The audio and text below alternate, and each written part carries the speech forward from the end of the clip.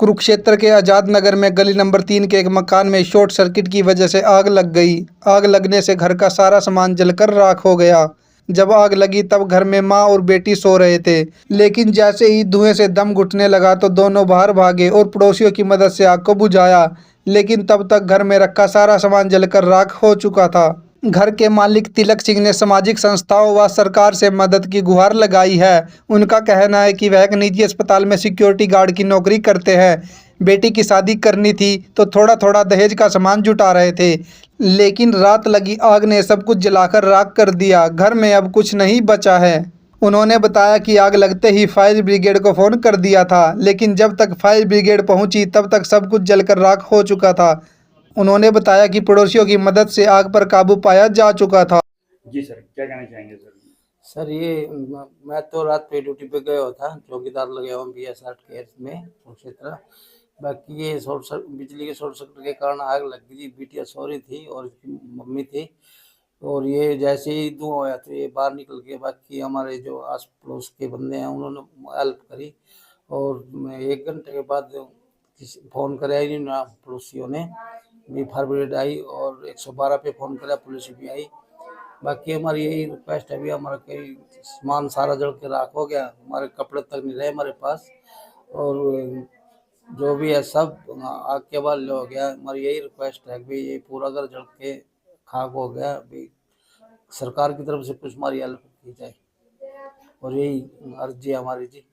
बाकी बेरोजगार आदमी है जी, कोई साधन भी नहीं किसी किस्म का, तो यही प्रार्थना है भी, यही अपील है भी, हमारा कोई आर्थिक सहायता की जाए। बेटी की शादी के लिए सामान जोड़ा अच्छा, कुछ बेटी की शादी के लिए सामान धीरे धीरे करके जोड़ रहे थे, वो भी सब राख हो गए। ये था भी चलो गरीब आदमी थोड़ा थोड़ा करके जोड़ लें, वो भी सब जल के राख हो गया जी।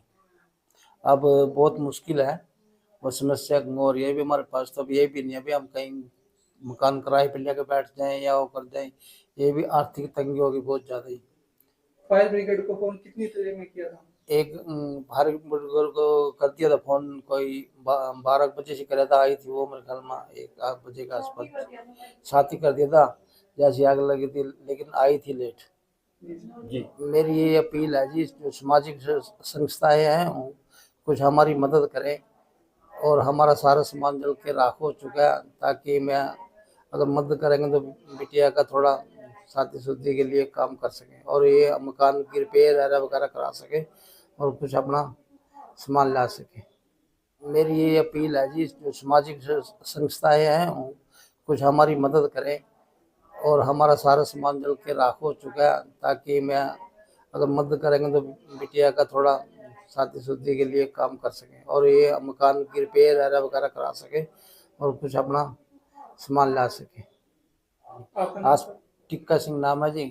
क्या कहना चाहेंगे, कैसे आग लगी आपके घर में? सर हम रात को सो रहे थे, तो जैसे मम्मी ने कूलिंग हो रही थी तो उसको ऐसे ही बंद करने के लिए ऐसे उठे, तो सारे में धुआं धुआं हो रहा था, बिल्कुल ही आग आग का पता चला कि हाँ यहाँ पे वो हो रहा है, धुआं हो रहा है। तो हमें सांस नहीं आ रही थी, तो हम बाहर की तरफ भाग गए, क्योंकि यहाँ से कुंडी नहीं खुल रही थी हमारे। तो फिर हम बाहर की तरफ गए, फिर हमने आस पड़ोस में बुलाया सबको। फिर यहाँ पे सारे देख रहे हो आप, यहाँ पे सारे शीशे शूशे ये सारा यहाँ पे फैल गया था पूरे सारे यहाँ पे। तो फिर यहाँ पे बाहर जो पड़ोसी हैं उन्होंने बहुत हमारी हेल्प की, पुलिस को बुलाया, फायर ब्रिगेड को बुलाया। पर फायर ब्रिगेड के आने से पहले ये है कि मेरा कज़न आया, तो उसने यहाँ पे पाइप वगैरह लगा के सारी आग बुझाई पड़ोसियों के साथ मिलके यहाँ पे।